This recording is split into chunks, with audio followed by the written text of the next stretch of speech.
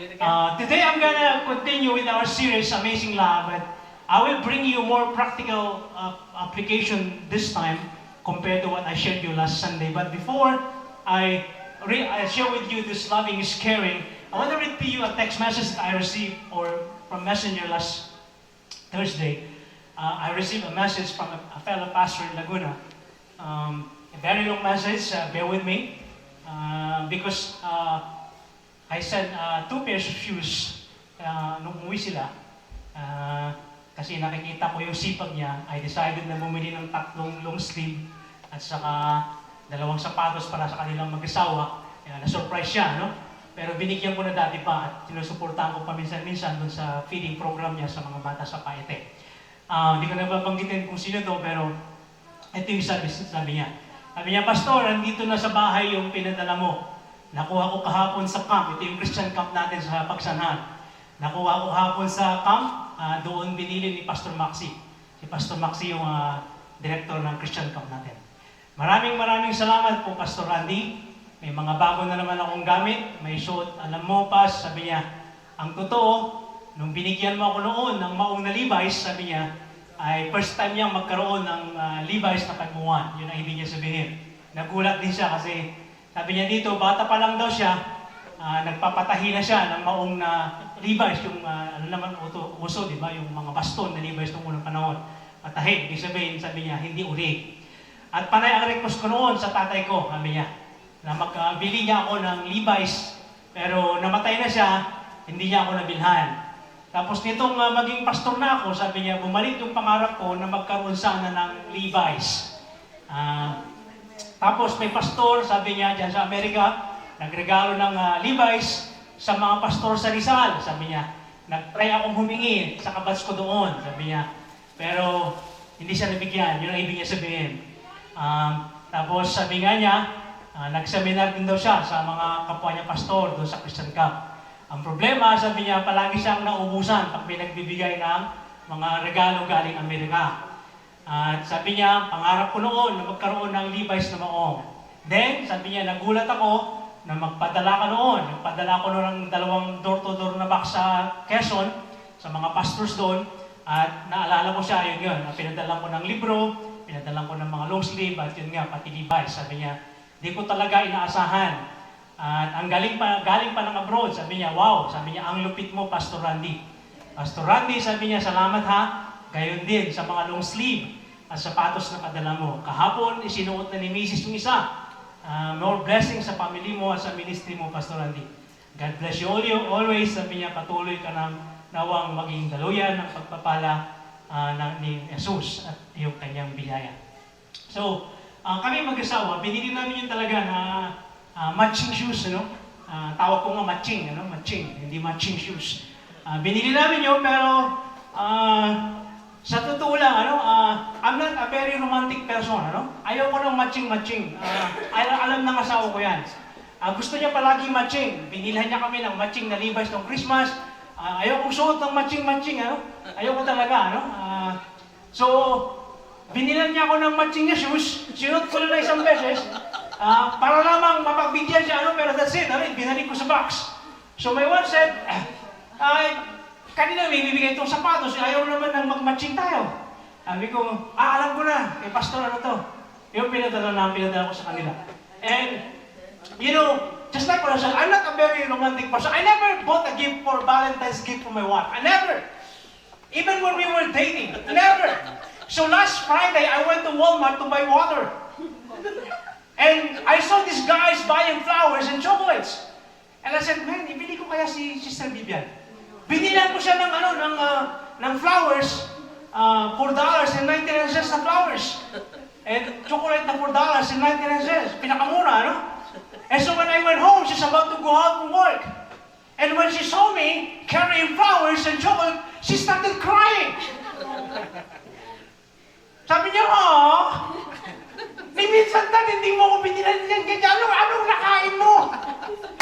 She was surprised. First time for 25 years. Na binilan ko siya ng regalo. Even when we dated, you remember the first date that we had, she waited more than for 2 hours. Nantay niya ako, I was late, I forgot our first date. We went to Tagaytay. Umabsent siya sa work niya. Umabsent ako sa klase ko sa Asian Theological Seminary for my master's class. We went dated in Tagaytay. So I tried to be romantic. Nagdala ako ng basket na may itlog, na may adobo, may rice, may banana leaves, mayroong blankets. I tried to be romantic. Napagkamalan ako nagtitinda ng balon sa Tagaytay. And she was so embarrassed. She started to walk away from me. And I said, man, I'm not a romantic guy. So I said, hindi, ayaw mo na nga. That's not my personality anyway. Hindi talaga ako romantic eh. Sabi ko, kaya nung nakita niya, sabi niya, Dad, bulaklak, himala. Himala. Himala. And she gave me a hug. Sabi ko, sahiya ko. I was embarrassed again last Friday because I'm not that kind of person. But when it comes to caring, you can rely on me. Amen.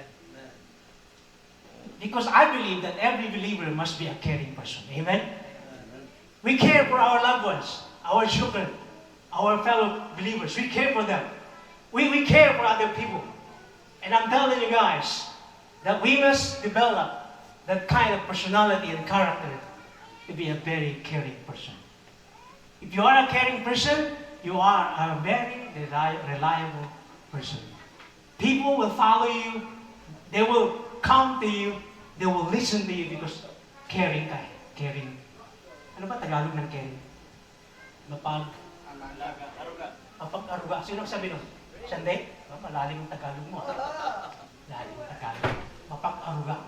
So this is the message today. I'm not going to read to you the verses. I think Brother John put it there. But here, there are 5 that I want to share with you, practical ways that we can learn from this very caring person or very caring believers, because I believe you and I must develop this one as the Lord our God, Jesus, is a very caring God to us. So here are 5 things I want to share with you. Number 1, can you put Brother John? Be a peg to those who are, drifting away. You must be a peg. Alam niyo ba ang peg? Anong peg mo? Di ba yun ang usasan? Anong peg mo dyan? Baboy. Ano? Baboy. Peg yung Bisaya? Anong peg? Peg. Yung parang pag if you put the tent, you need the peg. So that you must not be blown away by the wind. Kailangan ng peg. You need to peg, peg the corners of your tent.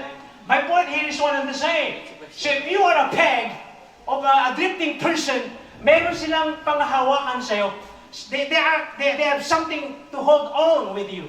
Dahil ikaw yung peg nila, pwede ka nilang sandalan, pwede ka nilang tungtungan, pwede ka nilang kapitan kapag sila'y natatangay ng mga desperation sa buhay. And we need people like that. The Lord Jesus needs someone just like you, na pwedeng panghawakan ng tao na natatangay na sila ng panahon. Marahil, they felt something na parang naiwan sila or anuman. They can hold something. My illustration here is about Jesus and Peter. When Peter was about to be drawn, and he said, Lord, save me, and Jesus extended his hand. Sometimes we need people to extend their hands to those people who are drifting away. Kailangan nilang meron silang panghahawakan para hindi sila matangay ng mga pagsubok sa buhay. Ilan sa inyo nakaranas na ng tinatawag nating rock bottom sa buhay? You hit the rock bottom, nakaranas ka na, Pastor. Ang hirap. Yung nasa baba ka, you felt alone. Not just being alone, the loneliness, the angst of, you cannot rely on people anymore. You don't trust people anymore. And all of a sudden, you found someone, maybe someone with faith, someone with character, someone with culture and heritage that they can rely on you. Communities of people and believers that you can hold to them. Na yun na lang natitirang pag-asa mo sa buhay. We need people like that. And the Lord our God needs someone just like you, na pwede nilang panghawakan na ikaw na lang yung natitira sa buhay na pwede nilang panghawakan. You must be that person, peg, na you dig your heels in, and hindi ka pwedeng tangayin ng anong pagsubok sa buhay. Amen. I experienced, rock bottom. Naging janitor ako sa Manila because I hate rock bottom. Nobody trusts me anymore. Nag-laboran ako sa kapatid ko. Yung nasa California ngayon. Nag-timekeeper ako grabe naranasan ko. Yung naging janitor ko yung kwento ko sa inyo na na-promote ako sa second floor pero janitor pa rin. That's promotion from God. So in other words, mga kapatid sa panampalataya, sometimes we need someone to hold on to, just like what I said, Peter hold on to Jesus and never let it go. Until such time that Peter was already on the boat. So when you are that person, na ikaw yung peg, never let them go until such time that they can stand alone by themselves.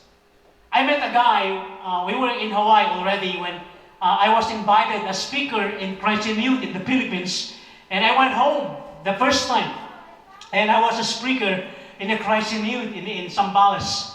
I met a guy named Frederick, and I was touched by his story in life. He's about to finish his high school, and sabi niya, Pastor Randy, ito yung buhay ko, ito yung buhay ng pamilya namin, but gusto ko mag-aral ng seminary. But that time, I was already sending one in college, si Tindin, yung kapatid ni Lester.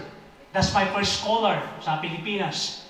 Already sending her to college. Ako yung nagtumulong sa kanya para makapag-aral siya. So Frederick was about to graduate in high school. Sabi niya, Pastor Randy, baka maalala niyo ako balang araw. Gusto kong mag-aral ng seminary. Sabi ko, wala akong pwedeng ipangako sa ngayon kasi meron akong tinutulungan. A year later, I reached out to him through email. Sabi ko sa kanya, tapos na yung pinag-aaral ko, are you still interested in going to seminary? Sabi niya, yes, Pastor, I'm still interested. So that's the first time na nagpa-aral ako ng seminarista naman. At pinadala ko sa ICCM, 4 years na pinag-aaral ko ng seminary. Graduate siya, nakapag-asawa, naglilingkod ngayon sa Cavite. And not only that, after Frederick, I sent Pastor Raymond and doon sa seminary as well. Pinag-aaral ko din sa seminary. At the same time, nag-church planting ako sa Palawig. In other words, I'm not a rich and wealthy person, okay? Meron din kaming struggle financially. But I always make sure, but because someone hold on to me with that, hand being extended to me during my struggles in life and difficulties in life, I'm trying to extend that to other people as well. Even Lester, when he was struggling, to tell you honestly, wala rin siyang mapuntahan. I became his peg. Until natulungan din natin siya para makarating ng Amerika. So again, mga kapatid sa panampalataya, be that person. So once you extended that hand to that person who is struggling and having difficulties in life, never let it go. Hawakan mo siya hanggang makatayo siya sa kanyang sariling mga paa. And I'm telling you guys, maybe that you are that person right now. Sabi niya, let's each of you look only not your own interest, but also the interest of others. In other words, kung tatagalogin ko ito, huwag tayong maging madamon. I-share din natin kung anong pwede natin i-share. Pangalawa, can you put Pastor John? The second one is be a beacon of light or hope. Maging pag-asa ka ng ibang tao. Alam niyo, maraming taong nawawalan ng pag-asa. So be that person, a source of encouragement, a source of inspiration, illuminating the way para makita nila yung tinatawag na nilang light on the end of the tunnel. May mga taong katulad natin, nagkaroon din ng hopeless situation, in a hopeless circumstances in life. Marami din, and to them, it's the end. And to them, just like, rock bottom and they're struggling. Or the bottom is, there's no end for them. And they keep on going down as if there's no end. To them, it's just like hopeless. Not just the situation, but it's the end for them. Let me repeat myself here. There are people around you na nakakaranas ng ganito. There are. And if you are a caring person, extend that care to them, that kindness to them. Extend it to them. Dahil alam ko, mga kapatid sa panampalataya, at one time, kayo din nakaranas ng kindness ng ibang tao. At one time, nakaranas din kayo ng tulong ng ibang tao. You heard many times yung pangalan natin Binyang. Because of her, I'm here. Because of her, ako po ay nagkaroon ng pangalawang pagkakataon. Ay inanggap ko yung buhay ko na noon. Sabi ko, this is my life. Siguro, laborer forever. They tried. They put me into college. Pagka-graduate ko sa Manila High, they put me, sabi nila, this is ito ang uso ngayon, ECE, yung electrical engineering, something like that. Pero I want to be a dentist. Pero sabi, ito kurso ngayon. And I went to UE, University, ano po. After 2 semesters, I dropped out. And then sabi nila, short courses kaya try mo. Uso-uso ngayon, yung 6 months, yung computer or something like that. Mag-enroll din ako. After 3 weeks, I dropped out. After a year, ano po, they put me back to college. Yung college sa tabi ng Santa Mesa Center Point, ano po, SM, CCP. After 3 semesters, I stopped again. Sabi nila, maybe wala ka talaga. Matalino naman ako sa tingin ko. Matalino naman ako. Yun ang tingin ko, ano. Sabi ng asawa ko, I watch your sermon. Sabi niya, last Sunday, mayabang ka talaga. Sabi ng asawa ko, mayabang ka talaga. You know, yun ang tingin ko, matalino naman ako, pero parang wala talaga. I already accepted before, na sabi ko, maybe this is my lot. Maybe this is my fate. And I started working as a laborer. I started working as a janitor. Anything na pwede kong trabahuin. And I started to live by my own. Nakikitira ako kung kani-kanino. Nakikiret ako kung kani-kanino. Sa Ilocano pa ala-ala. Moving one place to another. Kung sino pwedeng tirhan. So I lost hope. In desperation. I was depressed. I was discouraged. And I said to myself, this is my life. I accepted that before. I acknowledged to you guys and I confessed to you. Because of Auntie Linyang, I had a second chance. And so again here, church, someone shed the light on me. This is not your life. This is not the end for you. So church, be a beacon of hope to other people. Maybe some of fellow co-workers, they are struggling and they share something to you. Be that light to them. Wag mong sabihin na wala yan. No. Listen to them. Maybe they are struggling spiritually, emotionally, financially, or even mentally. Be that person. Number 3 is this, be a shelter. Maging ano tayo? Maging shelter tayo. You heard me, ano po, may mga tao nag-shelter sa akin, ano po, they housed me during my difficulties in life. May mga kaibigan akong, dito ka na lang, kung wala kang matirhan.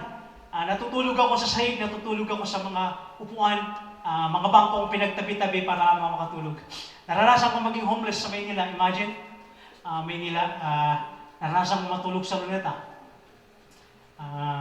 Grabe, no? Kala nyo, hindi ko naranasan ko. Because my life was going down. Naranasan nyo na naging addict ako, naging lasinggero. Naranasan ko yun.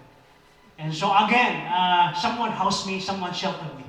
A friend, sabi, kani-kanino. Si Dr. Raros, sa yun, sa maging kaibigan ko. Dito ka muna kung nakamatiran. Si Edna, si Abner, sa Canada ngayon. May mga taong ginamit ng Diyos na i-shelter ako during my moments of difficulties in life. Shelter is a place. Be that person. Shelter mo sila kung kaya mo. I read an article about building houses in Israel. Isa sa mga requirements in Israel to build a house is you need to have a bunker. Kapag nagpatayo ka ng building or bahay sa Israel, kailangan may bunker ka. Because every day, mayroon nagpapalipad ng missiles from the other corner of the country, kabila. Palaging may kaaway. I'm not saying na may kaaway tayo para i-shelter natin yung sarili nyo. The picture is the same. Ano po? May mga taong nag-struggle din. Ano po? So if God will use us to be that shelter, let's shelter them without prejudice. Huwag natin silang i-judge because me and my wife, palagi namin pinag-usapan, we don't know actually kung ano yung nangyayari sa buhay nila eh. Hindi naman natin alam eh. Parang kayo at ako, nagkikita tayo every Sunday, pero may mga kanya-kanya tayong struggle. May kanya-kanya tayong difficulties in life. Mga kasama namin sa bahay, may kanya-kanya kaming mga pinagdadaanan. Biruin nyo, nung kami lang ni Lester, hindi kami nagkikita sa bahay. Kasi hindi naman last Sunday, palasyo yung bahay namin eh. Kailangan may megaphone ka, Lester! Gano'n, no? Of course, mga pananampalataya, even believers in Christ, they have their own difficulties and struggles in life. And so, we must be that shelter, ano po? We must be that shelter sa ating mga buhay. When I started in the ministry after my graduation, I started full-time in Pasig, and then I moved to Laguna where I met Sister Vivian. But before I met Sister Vivian, the church, very small. Walang bakod, walang bintana, walang pintuan, wala pa yung second floor. I met a guy named Romeo. You heard him before, ano po. Every time na dumadaan ako sa harap ng depressed area, nakikita kong batang itong nakaupo na parang palaboy, ano? Napakahirap yung itsura niya because he grew up in a depressed area. So every time I pass by to this young man, sabi ko, I usually use the word or praise Pare Koy, yun po yung Pare Koy, kumusta? Anong ginagawa mo dyan? Punta ka sa church kapag wala kang ginagawa. So that Sunday, pumunta ng church. I invited him to come to church and now have the Bible study after service because I have a Bible study, youth Bible study after service. And so he attended the first Sunday, he stayed the first Bible study, and then the next Sunday he came again and stayed the Bible study. And not only that, after 3 days, he was eating what I was eating. Kinakain na rin niya kung anong kinakain ko. Kapag sardinas, kapag Mickey. So sabi niya, Kuya Randy, baka pwedeng dito na ako tumira. Ha? Teka muna.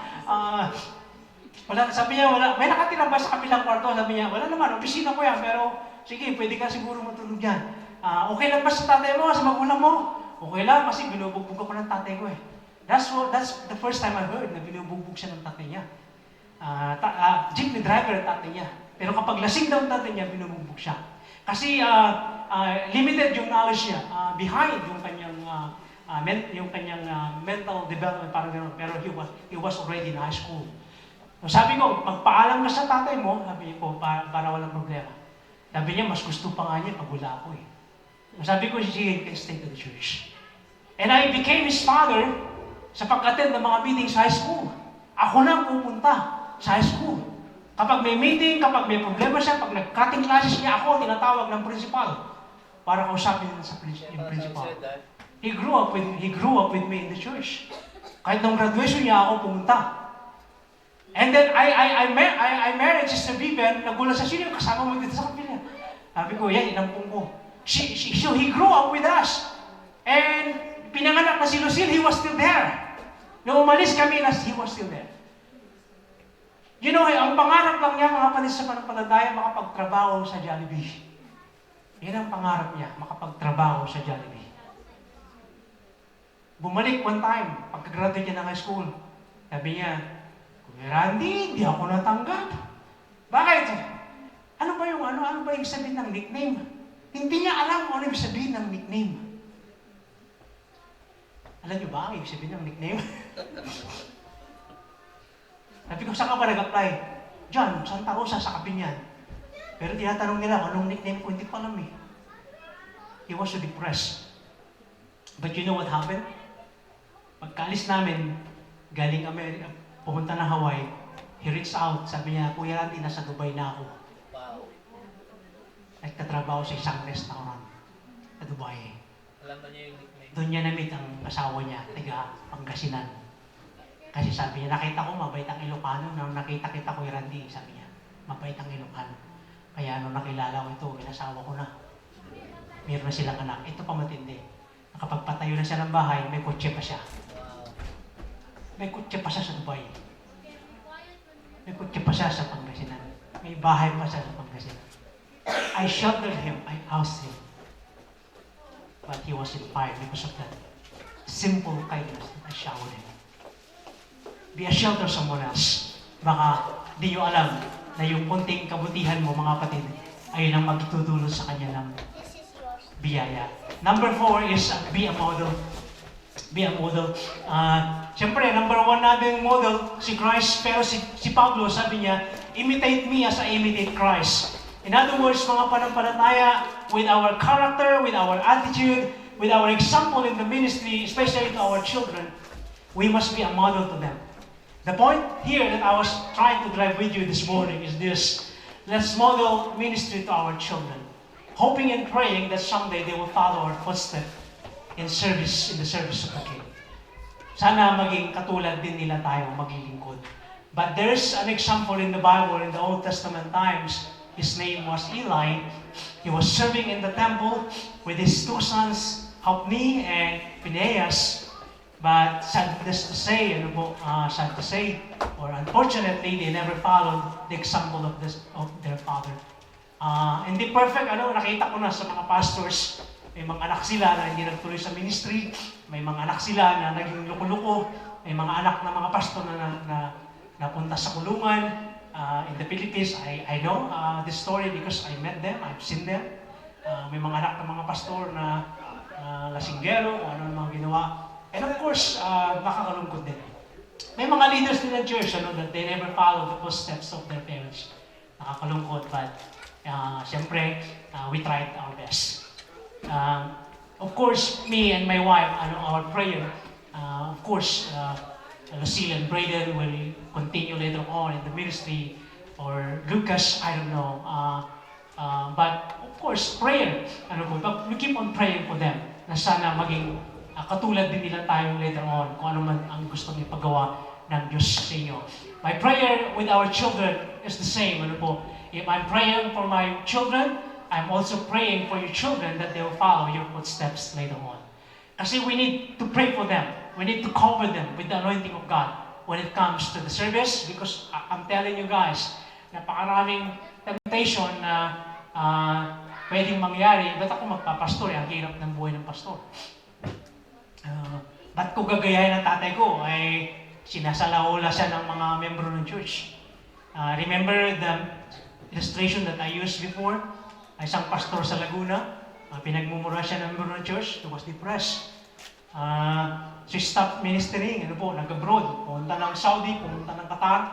After 20 years, he went back to ministry. But, because of that experience, sabi ng anak niya, hindi ko po gagayahin ang tatay ko. Kasi nakita niya kung paano sinalbahe ang tatay niya sa church. So, parang anak natin, parang if there's no respect, from the church, sa mga naglilingkod, mga anak natin, sabi niya, ba't ko gagayahin ang tatay ko, hindi siya nilirespeto, ayaw kong maranasan niya. And so again, I'm grateful, and mga kapatid, because you here in this local church natin, thank you kasi nararanasan namin ang respeto mula sa inyo. At hindi lang yun, nararanasan namin ang pagmamahal. At salamat, continue praying for us and our children that they will follow us as well in the ministry. And the last one that I want to share with you is this. Be a peacemaker. If you are a caring person, be a peacemaker. Alam nyo, ang sabi ni Christ dito sa Matthew 5 verse 9, sabi dito, blessed are the peacemakers, hindi niya sinabing peacekeepers, sabi niya, peacemaker. In other words, intentional. You be the person in the middle when two persons are arguing. You must be in the middle. Hindi ka pwedeng kumampi. Hindi ko pwedeng kampihan si Lucille kapag meron siyang arguments with Braden. Hindi ko pwedeng kampihan si Braden kapag meron silang arguments ni Lucille. Or hindi ko pwedeng kampihan si Lucas kapag meron siyang arguments with kanyang nanay. In other words, if you are a peacemaker, palagi kang namamagitan sa dalawang nag-uupugang bato. Hindi ka pwedeng mamagitan. Kasi pag once na meron kang kinampihan, lalong lalala ang sitwasyon. Lalong lalala ang problema. Instead na katulong ka sa solusyon, nagiging dagdag ka pa sa problema. So be a peacemaker. And peacemaker goes beyond simply avoiding conflict. And in other words, mga kapatid sa pananampalataya, if I want to be a peacemaker in my family, dapat maramdaman nila na neutral ako. My wife before, bakit parang hindi mo ko kinakampihan? Halimbawa, may problema silang mag-ina. Sabi ko, asama kita pero hindi kita pwedeng kampihan. Parang naramdaman ko, mas kinakampihan mo pang nanay ko, hindi ko kinakampihan din ang nanay mo. Hindi rin kita kinakampihan. I just wanna learn more, hear more, what's really going on. Or, meron silang tampuhan, halimbawa, ng kanyang tatay. I wanna hear what's going on. Really, what's going on, beyond what I hear. You see, if I want to be a peacemaker, intentional dapat yung desire mo, yung genuine dapat yung pagiging neutral mo. Hindi lang para gusto mong marinig kung ano talaga chismis meron. Diba, ganoon tayo siya, ano ba talaga nangyari?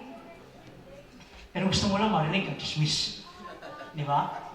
Yun lang naman and then later on, uy, alam mo ba, nag-away sila?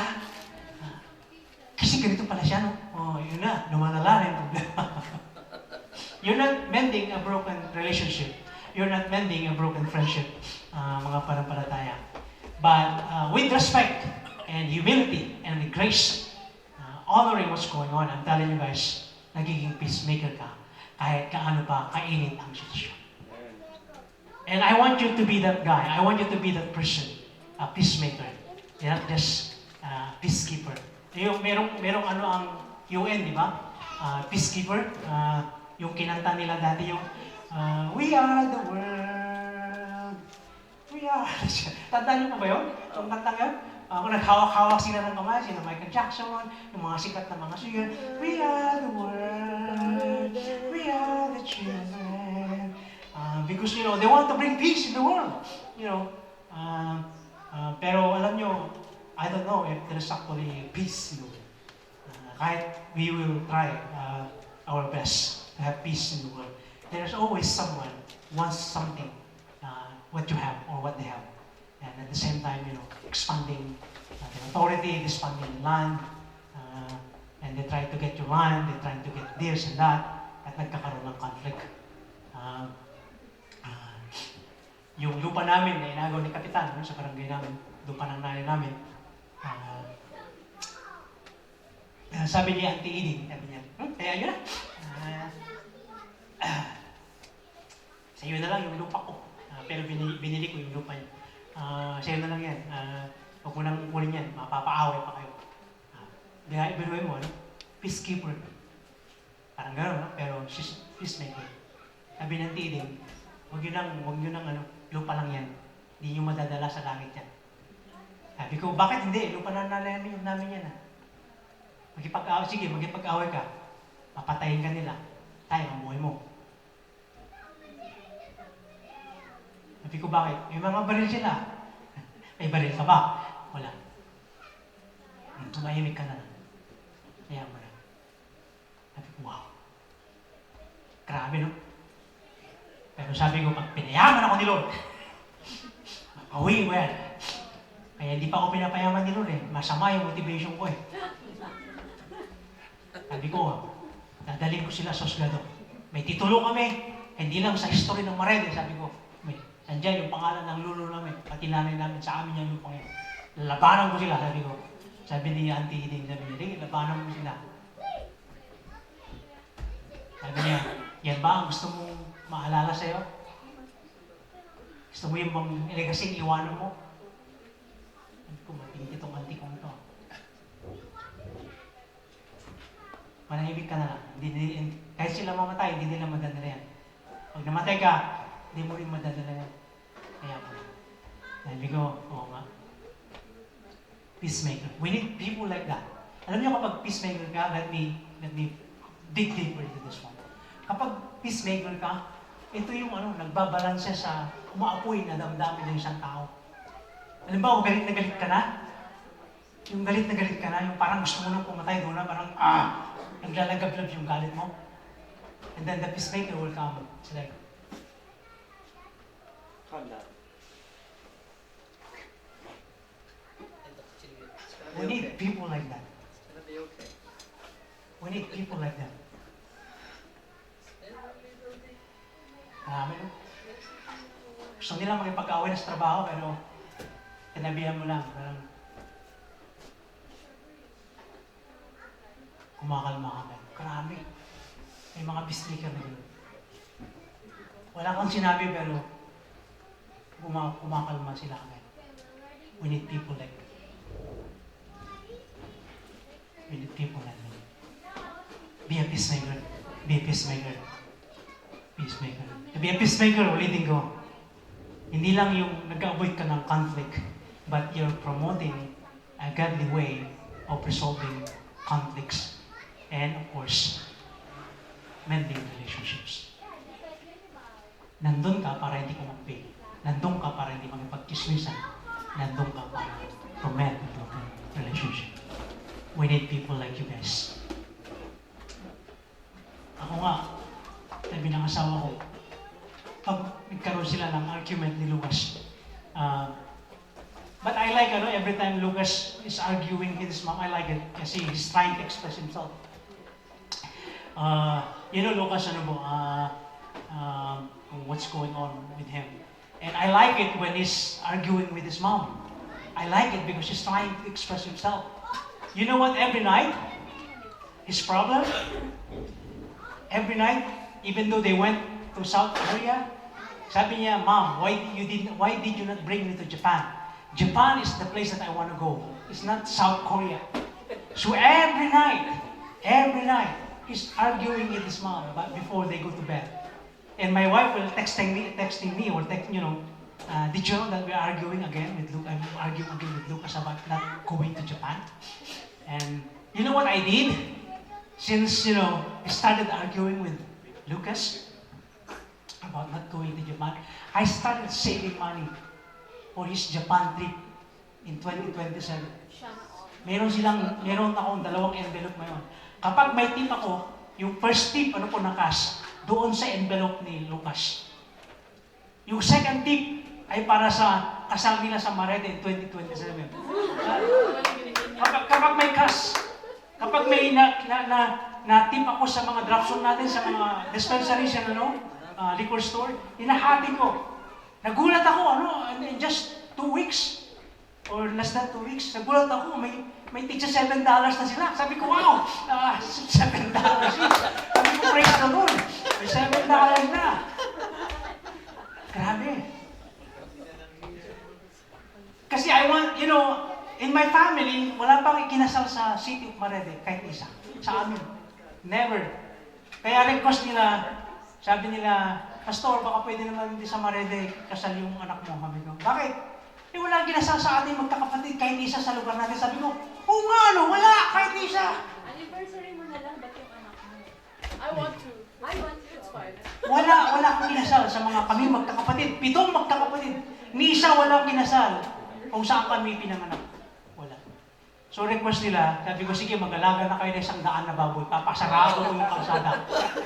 Maredy. So yun ang request nila. Gusto nila. Amen.